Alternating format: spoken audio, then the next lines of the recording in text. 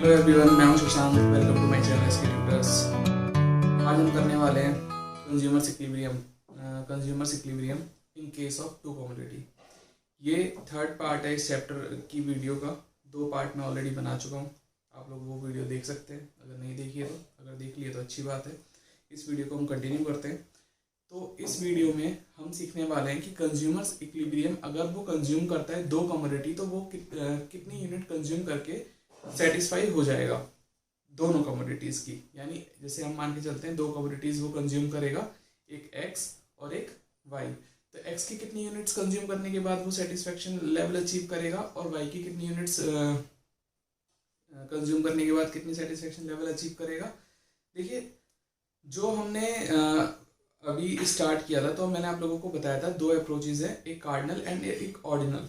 तो हम कार्डिनल कर रहे हैं। कार्डिनल में दो कंडीशंस पढ़ते हैं, एक consumers equilibrium in case of one commodity and consumers equilibrium in case of two commodity. One commodity हमने लास्ट वाली वीडियो में पढ़ लिया है, टू कमोडिटी हम इस वीडियो में कंप्लीट कर लेंगे। ठीक है, तो वन कमोडिटी का मैंने बताया था जब मार्जिनल यूटिलिटी प्राइस के इक्वल आ जाता है दोनों का रेशो, तो वहां पर कंज्यूमर का इक्विलिब्रियम हो जाता है।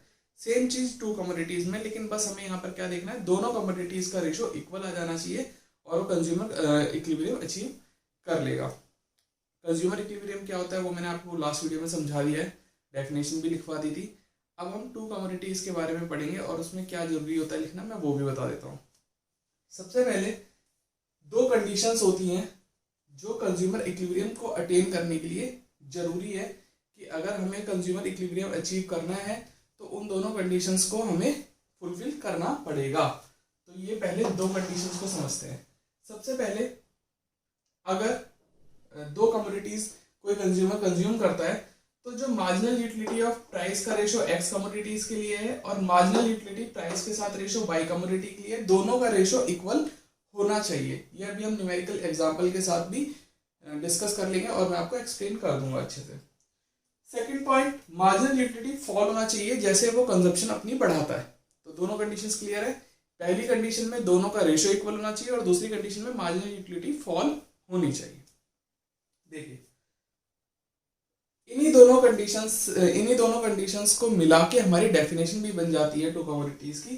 Consumer in consumption of two commodities will be at equilibrium when he spends his limited income in such a way, जब कंज्यूमर अपनी इक्विलिब्रियम पे आ जाता है, जब वो अपनी लिमिटेड इनकम को खर्च करता है इस तरीके से that the ratios, देखिए अब ये पहला पॉइंट इस डेफिनेशन में आ गया, ratios of MU of to commodities and their respective prices. देखिए, दोनों कमोडिटीज की मार्जिनल यूटिलिटी का प्राइस के साथ ratio and MU falls as consumption increases, और MU fall हो जब कंजप्शन इंक्रीज हो। तो जब एग्जाम में क्वेश्चन आएगा तो बच्चों डेफिनेशन जरूर लिखनी है, और डेफिनेशन लिखने के लिए सोचना नहीं है कि इतनी बड़ी लंबी चौड़ी डेफिनेशन कैसे लर्न होगी। इसमें आपके दोनों कंडीशंस हैं और सिंपल एक लाइन है, इन्हीं को ऐड करके आपकी डेफिनेशन बन जाती है।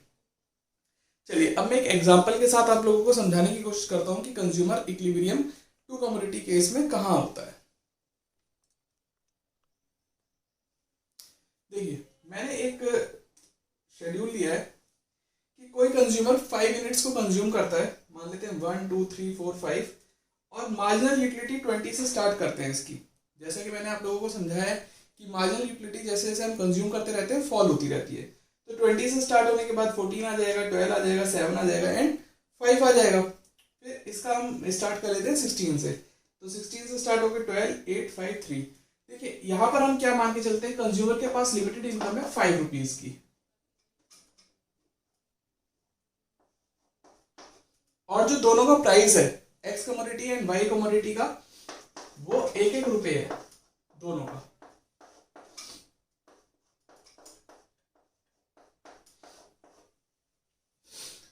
तो अब वो कितने यूनिट पे खर्च करने वाला है। देखिए, मैंने कंडीशन क्या बताई है, MU x upon price x.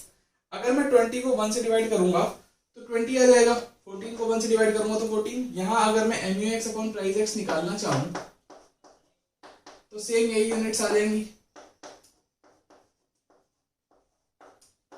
Same Y के साथ भी निकालना चाहें तो यही आ जाएगा, क्योंकि 1 से डिवाइड करके तो वैल्यू वही आती है। ये दोनों इक्वल कहाँ पर है, देखिए एक तो यहाँ पर इक्वल है, एक कंडीशन ये बन गई कि अगर वो 3 यूनिट x की ले और 2 यूनिट y की ले। दूसरी कहां पर, ये दोनों इक्वल है, यानी 5 यूनिट x की ले और 4 यूनिट y की। तो आप लोग बताइए बच्चों, गैस करिए कि वो कौन सी यूनिट्स खरीदेगा। देखिए कई लोग ये बोलेंगे कि सर वो इस यूनिट पे इतनी यूनिट्स कंज्यूम करेगा। आप लोगों का लॉजिक बिल्कुल सही है, आप लोग ये सोच के कह रहे होंगे क्योंकि उसको ज्यादा यूनिट्स कंज्यूम करने के लिए मिल जाएगी। यहाँ पर 5 यूनिट x की मिलेगी एंड 4 यूनिट y की मिलेगी, ठीक है। लेकिन यहाँ पर सिर्फ 3 यूनिट x की मिल रही थी और 2 यूनिट y की मिल रही थी। तो एज अ रेशनल कंज्यूमर आप सही सोच रहे हैं कि जितनी ज्यादा यूनिट्स हम कंज्यूम करेंगे उतनी ज्यादा सेटिस्फाई होंगे। बट बच्चों एक बात आप भूल गए कि यहाँ पर उसके पास खर्च करने के लिए लिमिटेड इनकम है सिर्फ 5 रुपए। अगर वो 5 यूनिट x की लेता है और 4 यूनिट y की लेता है, दोनों का रेट 1-1 रुपए है, तो यहाँ पर उसको खर्च करने पड़ जाएंगे 9 रुपए और इसके लिए उसको कितने खर्च करने पड़ेंगे, 5 रुपए। तो यहाँ पर वो कौन सी कॉम्बिनेशन के साथ जाएगा, 3 unit of x and 2 unit of y। तो ये कॉम्बिनेशन वो लेगा और इसके बाद जैसे ही वो कंज्यूम करेगा तो उसकी यूटिलिटी फॉल हो रही है, तो दोनों कंडीशंस उसकी फुलफिल हो गई। तो आई होप आप लोगों को क्लियर हो गया होगा कि कितनी यूनिट लेने के बाद वो सेटिस्फाई हो जाएगा। चलिए आगे चलते हैं, next topic ordinal utility approach. Yes बच्चों, तो अब हम सीखेंगे ऑर्डिनल अप्रोच। ऑर्डिनल अप्रोच में हम जो यूटिलिटीज होती हैं या जो सेटिस्फैक्शंस होती हैं उनको नंबर में मेजर नहीं करते हैं, इसमें हम ना रैंक्स देते हैं, प्रेफरेंस देते हैं कि ज़्यादा पसंद है कम पसंद है। फॉर एग्जांपल एक मैंने आपको एक स्टार्टिंग में एग्जांपल बता के चल रहा था कि भाई अगर कोई कंज्यूमर या किसी बच्चे को हम एक चॉकलेट देते हैं और एक आइसक्रीम देते हैं, तो कोई बच्चा कहेगा मुझे ज़्यादा चॉकलेट पसंद है, कोई बच्चा बोलेगा मुझे ज़्यादा आइसक्रीम पसंद है। तो उनकी प्रेफरेंसेस अलग अलग होती हैं।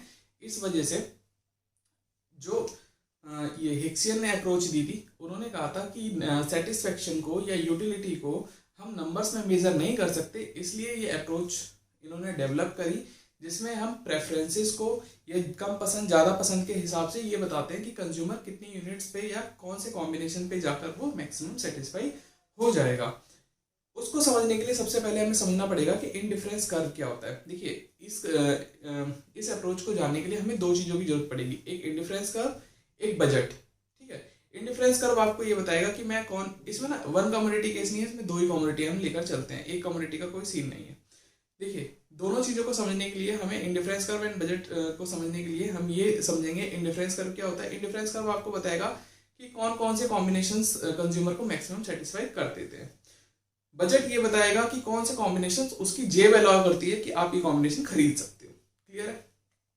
चलिए बात शुरू हुई है इंडिफरेंस कर्व से, तो पहले मैं आपको इंडिफरेंस कर्व समझाऊंगा, फिर बजट बताऊंगा, बजट लाइन क्या होती है, बजट सेट क्या होता है, फिर मैं इक्विलिब्रियम बताऊंगा कि कंज्यूमर इक्विलिब्रियम कहाँ होता है। ठीक है, इंडिफरेंस कर्व एक ग्राफिकल रिप्रेजेंटेशन है दो अल्टरनेटिव कॉम्बिनेशन ऑफ दो गुड्स का। अगर कोई कंज्यूमर दो गुड्स को कंज्यूम करता है या कंज्यूम करता है, तो कौन से कॉम्बिनेशंस उसको सेम सेटिस्फेक्शन देते हैं। ऐसा होता है अगर आपको दो चीजें दी जाती हैं, फॉर एग्जांपल के लिए एप्पल और बनाना, और मैं ये बोलता हूं कि भाई अगर मैं एक एप्पल और 15 बनाना दूं, या आप बोलते हो कि सर मैं एक एप्पल लेता हूं और 15 बनाना लेता हूं तो मैं फुल्ली सेटिस्फाइड हो जाऊंगा। मैंने कहा अच्छा चलो ठीक है, मैं अगर आपको एक एप्पल ना देकर 2 एप्पल दे दूं तो आपको कितने बनाना चाहिए। तो ऑब्वियसली आप कहोगे सर मैं 10 बनाना, मतलब कुछ ना कुछ कम, एक हाइपोथेटिकल शेड्यूल है, तो आप 10 ना करके 12 या 11 कर सकते हैं, तो आप कुछ ना कुछ छोड़ दोगे इसको। ऑब्वियस सी बात है, जब एक यूनिट आपको ज्यादा मिल रही है तो दूसरी यूनिट आप छोड़ देंगे। ऐसे ही 3 कर दे तो ये 6, 4 कर दे तो 3, 5 कर दे तो 1। ठीक है, तो ये सारे कॉम्बिनेशंस ये शो कर रहे हैं कि अगर ये कॉम्बिनेशंस है, combination A B C D और E, इनमें से कोई भी कॉम्बिनेशन आप कंज्यूम करें आपको सेम सेटिस्फेक्शन ही मिलेगी। या तो 5 एप्पल एक बनाना से वही सेटिस्फेक्शन मिलेगी जो आपको एक एप्पल और 15 बनाना से मिल रही थी। इंडिफरेंस कर्व ये बताने की कोशिश करता है कि आप इसमें से कोई भी कॉम्बिनेशन पर चले जाएं, आपको सेटिस्फेक्शन सेम ही मिलेगी।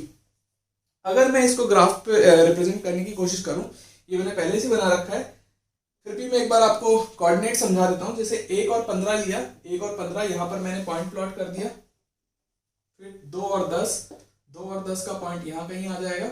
ऐसे ही मैंने सारे कोऑर्डिनेट्स प्लॉट करके और इसको ज्वाइन कर दिया, तो ये आपका इंडिफरेंस कर्व बन गया। आप लोगों को याद होगा हमने फर्स्ट चैप्टर में पीपीसी पढ़ा था। पीपीसी कनकेव शेप का होता है, ये कन्वेक्स शेप का होता है, कुछ एल टाइप की इसकी शेप बनती है। ये मैं इसलिए बता रहा हूँ कि आप लोगों के दिमाग में बैठ जाए। आप याद रखें कि इंडिफरेंस कर्व की शेप कैसी होती है और पीपीसी की शेप कैसी होती है, दोनों में कोई कंफ्यूजन ना हो। चलिए अब मैं बताता हूँ आपको मोनोटोनिक प्रेफरेंस क्या होता है। यस, तो अब हम लोग ये जानते हैं कि मोनोटोनिक प्रेफरेंस क्या होता है। मोनोटोनिक प्रेफरेंस का मतलब ये होता है कोई भी कंज्यूमर हमेशा ज़्यादा से ज़्यादा यूनिट कंज्यूम करने की कोशिश करता है। हमेशा अगर मान लीजिए वो 10 यूनिट ले रहा है और उसको जितनी सेटिस्फेक्शन मिल रही है, तो वो 12 यूनिट्स अगर कंज्यूम करेगा तो उसको सेटिस्फेक्शन ज़्यादा मिलेगी। ये ऑब्वियस सी बात है, क्योंकि टोटल यूटिलिटी 12 यूनिट्स को कंज्यूम करने के बाद बढ़ जाती है। ये चीज़ हमने अभी पीछे भी डिस्कस करी थी कि टोटल यूटिलिटी का मतलब होता है जितनी ज़्यादा यूनिट्स को हम कंज्यूम करते हैं, जैसे जैसे हम किसी चीज़ की यूनिट्स को कंज्यूम करते रहते हैं तो मिलने वाली यूटिलिटी एड अप होती जाती है। तो मोनोटोनिक प्रेफरेंस भी यही बताता है कि a rational consumer always prefer, जो रेशनल कंज्यूमर होता है वो हमेशा प्रेफर करता है more of a commodity as it offers him higher level of satisfaction. किसी भी कमोडिटी की ज़्यादा यूनिट्स को वो कंज्यूम करने के लिए हमेशा प्रेफर करेगा, यही क्योंकि उससे उसको सेटिस्फेक्शन ज़्यादा मिलती है। ये हम क्यों डिस्कस कर रहे हैं? ये हम डिस्कस कर रहे हैं क्योंकि इंडिफरेंस मैप को समझना है। इंडिफरेंस मैप क्या होता है? ये एक फैमिली होती है इंडिफरेंस कर्व्स की, जो ये अलग अलग सेटिस्फेक्शन लेवल को शो करती है। डेफिनेशन लिखिए, it refers to the family of indifference curve that represent consumers preferences over all the bundle of two goods, जो कंज्यूमर की प्रेफरेंसेस को शो करता है। जैसे ये मैंने 3 आईसी कर्व्स बनाए हैं, IC1, IC2, IC3। देखिए जो ज्यादा ऊपर आईसी कर्व होता है वो हमेशा हायर लेवल ऑफ सेटिस्फेक्शन को शो करता है। जैसे IC1 सबसे कम लेवल ऑफ सेटिस्फेक्शन को शो करेगा, IC2 उससे ज्यादा, IC3 इससे ज्यादा। देखिए ये एक कॉम्बिनेशन मैंने लिया है, एक कॉम्बिनेशन पे कुछ यूनिट्स वो इसकी बनाना की ले रहा है और कुछ यूनिट्स एप्पल की ले रहा है। ठीक है, तो कंज्यूमर को अगर मैं ज्यादा यूनिट्स एप्पल की दूंगा तो वो मना नहीं करेगा, उसको ज्यादा सेटिस्फेक्शन मिलेगी, इसलिए वो बी पर आने की कोशिश करेगा। ठीक है, तो इसीलिए हमने मोनोटोनिक प्रेफरेंस को भी समझा और इसीलिए हमने इंडिफरेंस मैप को भी समझा। अब लेकिन बात आ जाती है बजट की। अब बजट लाइन और consumer equilibrium IC curve approach से या ऑर्डिनल अप्रोच से, ये हम कवर करने वाले हैं नेक्स्ट वीडियो में। ये नेक्स्ट वीडियो में हमारा चैप्टर कवर हो जाएगा, तो बेल आइकन दबा दीजिए, चैनल को सब्सक्राइब कर लीजिए। जैसे ही वीडियो आएगी नोटिफिकेशन आप तक पहुंच जाएगी, आप लोग मिस नहीं करेंगे। आई होप आप लोगों को सब समझ में आ रहा होगा और ये वीडियो आपको अच्छी लग रही होगी। अगर यहाँ तक देखिए तो पक्का अच्छी लगी होगी और आप लोगों ने समझा भी होगा। तो प्लीज़ वीडियो को लाइक करिए, दोस्तों के साथ शेयर करिए, क्लासमेट्स के साथ शेयर करिए, और जितने भी आपके रिलेटिव्स हैं, जानने वाले हैं, सबको फ़ायदा मिले। मैं सब कुछ कवर कर रहा हूँ, कुछ भी छूटेगा नहीं। तो प्लीज़ मिलते हैं नेक्स्ट वीडियो में। Thank you, bye.